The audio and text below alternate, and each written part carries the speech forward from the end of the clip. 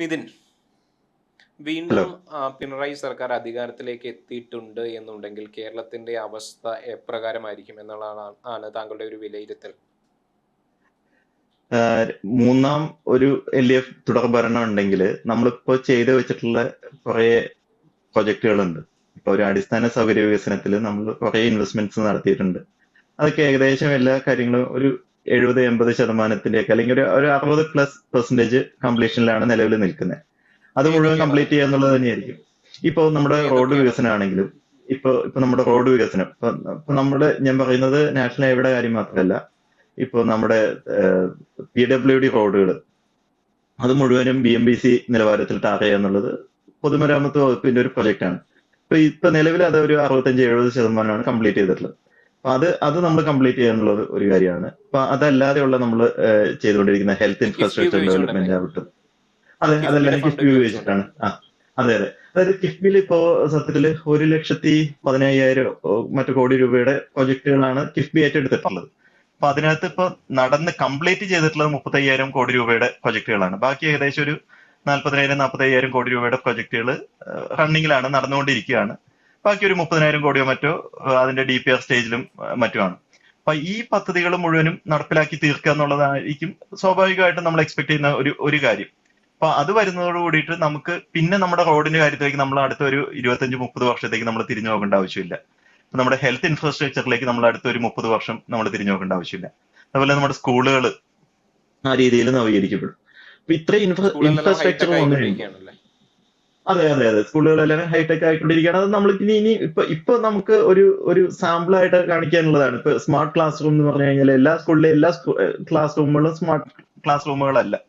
പക്ഷെ അത് സ്വാഭാവികമായിട്ടും എല്ലാ കുട്ടികളും സ്മാർട്ട് ക്ലാസ് റൂമിലായിരിക്കണം പഠിക്കേണ്ടത്. അപ്പൊ ആ പ്രൊജക്ട് നമുക്ക് കംപ്ലീറ്റ് ചെയ്യണം. ഇപ്പൊ നമ്മൾ നേരത്തെ പറഞ്ഞ പോലെ ഇപ്പൊ ഹോസ്പിറ്റൽസ്, ഇപ്പൊ നമ്മുടെ കോഴിക്കോട് വരാൻ പോകുന്ന അവയവമാറ്റ ശസ്ത്രക്രിയ ഹോസ്പിറ്റൽ, അത് നമുക്ക് ഭയങ്കരമായിട്ട് യൂസ്ഫുൾ ആവാൻ പോകുന്ന ഒരു കാര്യമായിരിക്കും. അതിൽ നമ്മൾ ഇന്ത്യക്ക് ലോകത്തിന് തന്നെ മാതൃകയാവാൻ പോകുന്ന ഒരു കാര്യമാണ്. കാരണം നമ്മുടെ ഇന്ത്യയിൽ ഉറപ്പായിട്ടും അങ്ങനെ ഈ ഓർഗൻ ട്രാൻസ്പ്ലാന്റേഷന് വേണ്ടിയിട്ട് ഒരു സ്പെസിഫിക് ഹോസ്പിറ്റൽ ഇല്ല. അപ്പൊ അങ്ങനെയുള്ള കാര്യങ്ങൾ നമുക്ക് കംപ്ലീറ്റ് ചെയ്യണം. ഇപ്പൊ നമ്മുടെ ഈ റോഡ് കംപ്ലീറ്റ് ചെയ്യണം. നെറ്റ്വർക്ക് വരുന്നതോട് കൂടിയിട്ട് തന്നെ ഇതിന്റെ കൂടെ ഇപ്പൊ വിഴിഞ്ഞം പോലുള്ള പദ്ധതികളും കൂടെ ഓൺ ആവുന്നതോട് കൂടിയിട്ട് ഇവിടേക്ക് നമുക്ക് നല്ല രീതിയിൽ ഇൻവെസ്റ്റ്മെന്റ് വരാനായിട്ട് തുടങ്ങും. ഇപ്പോ നമ്മൾ നോക്കിക്കഴിഞ്ഞാൽ ഇപ്പൊ റീസെന്റ് നമ്മൾ നടത്തിയിട്ടുള്ള ബിസിനസ് സമ്മിറ്റിലും P. രാജീവിന്റെ നേതൃത്വത്തിൽ ദാവോസിൽ പോയതിലുമായിട്ട് നമുക്ക് ഏകദേശം 2.5 ലക്ഷം കോടി രൂപയുടെ MOUs നമുക്ക് കിട്ടിയിട്ടുണ്ട്.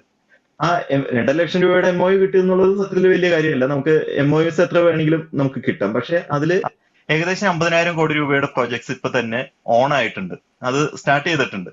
അപ്പൊ അതെന്ന് പറയുന്നത് ഏകദേശം ഒരു 25% സ്റ്റാർട്ട് ചെയ്യാനായിട്ട് പറ്റി. നാഷണൽ ആവറേജ് എന്ന് പറയുന്നത് 7%-ഓ 5%-ഓ എന്തോ ആണ്. കേരളത്തിന്റെ ഒരു ചരിത്രം നോക്കിക്കഴിഞ്ഞാൽ അതിലും താഴെയാണ്. അപ്പൊ അവിടെ അപ്പോൾ നമ്മൾ ഒരു അതിന്റെ ചോദ്യമുള്ളത് അഞ്ചിരട്ടി നമുക്കിപ്പോ അപ്പോഴൊരു ചോദ്യമുള്ള, എന്തുകൊണ്ടാണ് നമ്മുടെ യുവാക്കൾ ഒന്നും തന്നെ കേരളത്തിൽ നിൽക്കാത്തത്? ഇത്രമാത്രം ഓപ്പർച്യൂണിറ്റികൾ ഉണ്ടായിട്ടും ഇത്രമാത്രം ഇൻവെസ്റ്റ്മെന്റുകൾ ഉണ്ടായിട്ടും എന്തുകൊണ്ടാണ് നമ്മുടെ യുവാക്കളെല്ലാം തന്നെ യൂറോപ്യൻ രാജ്യങ്ങൾ തേടി പോകുന്നത് എന്നുള്ളതാണ് മറ്റൊരു ചോദ്യമുള്ളത്.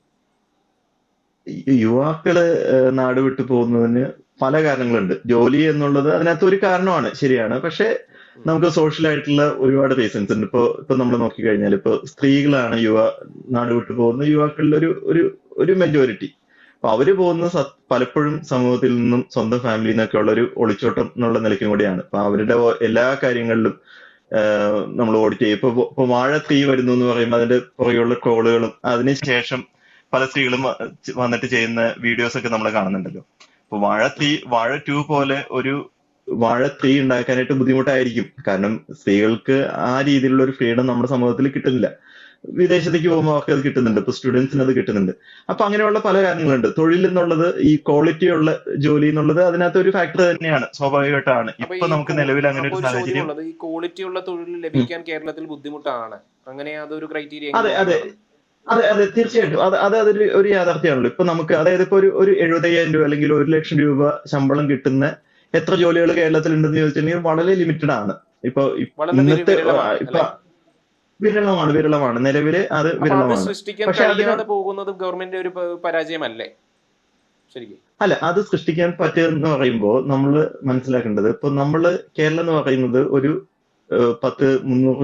വർഷത്തോളം ഒരു കോളനൈസ്ഡ് ആയിട്ടുള്ള രാജ്യത്തിന്റെ ഭാഗമായിട്ടുള്ള ഒരു സംസ്ഥാനമാണ്. അങ്ങനെയുള്ള ലോകത്തെ എല്ലാ ഭൂപ്രദേശങ്ങളിൽ നിന്നും, ഇപ്പൊ ആഫ്രിക്കൻ രാജ്യങ്ങളിൽ നിന്നും, ഈവൻ ചൈനയിൽ നിന്ന് ഉൾപ്പെടെ, ഇപ്പൊ ചൈനയിൽ നിന്നുള്ള മൈഗ്രേഷൻ ഒക്കെ ഇപ്പൊ റീസെന്റ് ആണ് നിന്ന് തുടങ്ങിയത്.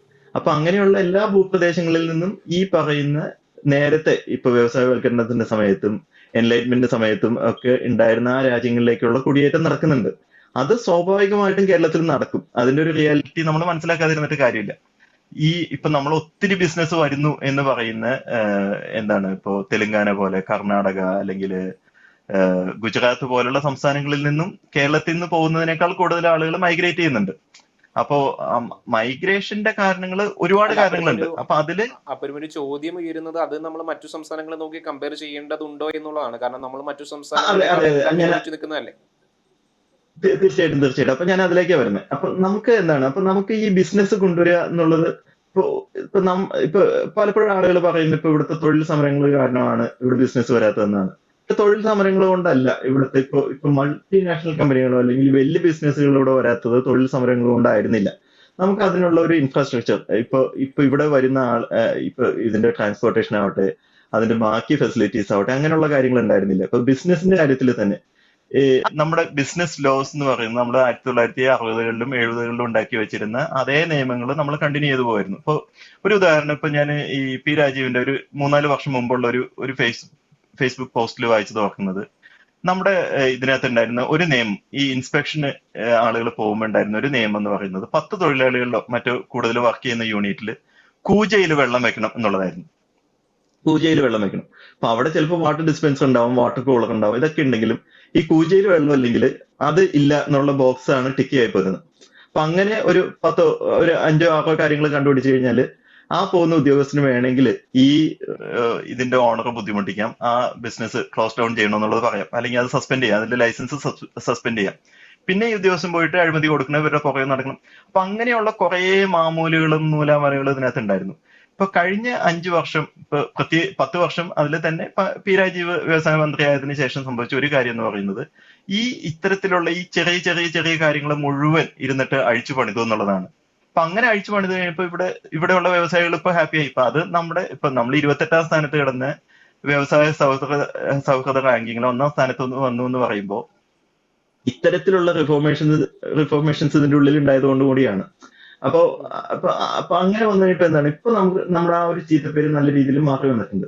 അപ്പൊ അതാ ഞാൻ പറയുന്നത്, ഇപ്പൊ നമുക്ക് നേരത്തെ ഇപ്പൊ ഈ പറയുന്ന ഇപ്പൊ MOUs സൈൻ ചെയ്തതിന്റെ ദാവോസിൽ പോയതൊക്കെ നമുക്ക് ബിസിനസ് ആയിട്ട് ഇവിടെ വരുന്നുണ്ട്. അതിന്റെ കൂടെ നമ്മൾ ഉണ്ടാക്കുന്ന ഈ നമ്മുടെ എന്താണ് റോഡ് കണക്ടിവിറ്റിയുടെ കൂടെ തന്നെ സത്യത്തിൽ നമുക്കൊരു ഹൈസ്പീഡ് റെയിൽ കണക്ടിവിറ്റിയും കൂടെ വേണ്ടതാണ്. അത് ഇപ്പൊ കഴിഞ്ഞ 5 വർഷം അത് നടപ്പിലാവേണ്ട ഒരു പ്രൊജക്ട് ആയിരുന്നു. ഇനിയാണെങ്കിലും നമ്മൾ നടപ്പിലാക്കി എടുക്കേണ്ട കാര്യമാണ്. കാരണം സമയം എന്നുള്ളതാണല്ലോ ഇന്നിപ്പോ മനുഷ്യന് ഏറ്റവും കൂടുതൽ വിലപ്പെട്ടതായിട്ട് കണക്കാക്കുന്നത് സമയമാണ്. അപ്പൊ വ്യവസായികളെ സംബന്ധിച്ചിടത്തോളം അത് ഏറ്റവും ഇമ്പോർട്ടന്റ് ആണ്. അതിന്റെ കൂടെ നമ്മൾ ഉണ്ടാക്കേണ്ട, അത് ഒരു സത്യത്തിൽ ഒരു ഇച്ചിരി കോൺട്രവേഴ്ഷ്യൽ ആയിട്ടുള്ള ഒരു കാര്യമാണ്. ഇപ്പൊ ഈ വരുന്ന ആളുകൾക്ക് ഇപ്പൊ IT കമ്പനികളിൽ തന്നെ പലപ്പോഴും ഹൈദരാബാദിൽ നിന്ന് ബാംഗ്ലൂരിൽ നിന്നൊക്കെ ആളുകൾ വരാനായിട്ട് മടിക്കുന്നതിന്റെ ഒരു പ്രധാന കാരണം അവർ പറയുന്നത് അവർക്ക് ഇവിടെ ഒരു എന്റർടൈൻമെന്റ് ഫെസിലിറ്റി ഇല്ല എന്നുള്ളതാണ്. ഇപ്പൊ നമ്മള് സത്യത്തിൽ കൂടുതൽ പബ്ബുകളും പബ്ബുകളോ അങ്ങനെയുള്ള ഈ ഒരു ലേറ്റ് നൈറ്റ് ലൈഫ് എൻജോയ് ചെയ്യാനായിട്ടുള്ള കാര്യങ്ങളും കൂടെ നമ്മൾ അതിനകത്തുള്ള ഒരു ഹിപ്പോക്രസി മലയാളി വെടിഞ്ഞ് അങ്ങനെയുള്ള കാര്യങ്ങളും കൂടെ നമ്മൾ ഫെസിലിറ്റേറ്റ് ചെയ്ത് കൊടുക്കേണ്ടി വരും. കാരണം നമ്മളൊരു ടൂറിസം ബേസ് ചെയ്തിട്ടുള്ള അല്ലെങ്കിൽ ഇങ്ങനെയുള്ള പുറത്തുനിന്നുള്ള ആളുകൾ നമുക്ക് ഇവിടെ വന്നിട്ട് നമുക്ക് ജോലി ചെയ്യണം. അപ്പോഴാണ് നമുക്ക് ടൂറിസത്തിൽ നിന്നുള്ള വരുമാനം കിട്ടുന്നതും.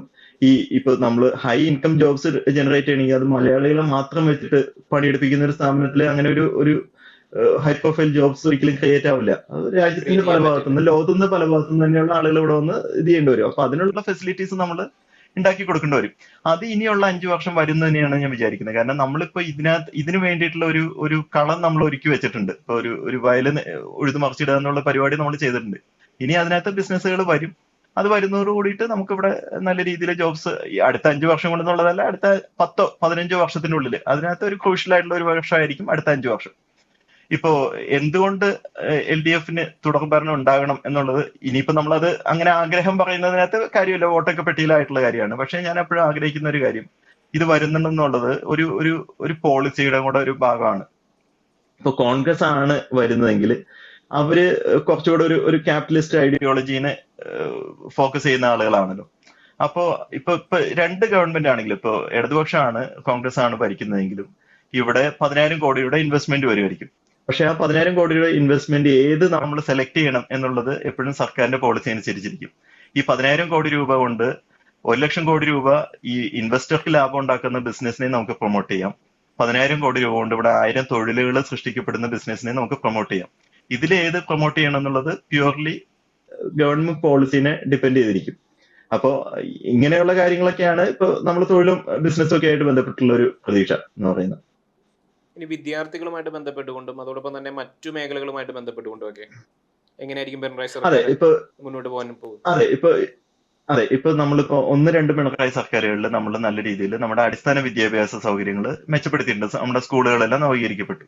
ഇനി നമുക്ക് ഈ ഉന്നത വിദ്യാഭ്യാസത്തിൽ അതിപ്പോ കഴിഞ്ഞ സർക്കാരിന്റെ സമയത്ത് തന്നെ കുറെ കാര്യങ്ങൾ അതിനകത്ത് ചെയ്തിട്ടുണ്ട്. പക്ഷേ ഈ ഗവർണറും ചാൻസലറും ഒക്കെ ആയിട്ടുള്ള തർക്കവും കാര്യങ്ങളൊക്കെ ആയിട്ട് അത് കുറെയൊക്കെ ഡിലേ ആയി പോയി. എന്നാൽ പോലും നമുക്ക് പുതിയ കോഴ്സുകൾ വരണം. ഇപ്പൊ നമ്മളിപ്പോ പണ്ട് പഠിപ്പിച്ചുകൊണ്ടിരുന്ന ഈ ഒരു ചട്ടപ്പടി 50 കൊല്ലം മുമ്പുള്ള സിലബസും കാര്യങ്ങളൊക്കെ നവീകരിക്കപ്പെട്ട് ഇന്നത്തെ കാലത്തിനനുസരിച്ചിട്ടുള്ള കോഴ്സുകൾ വരണം.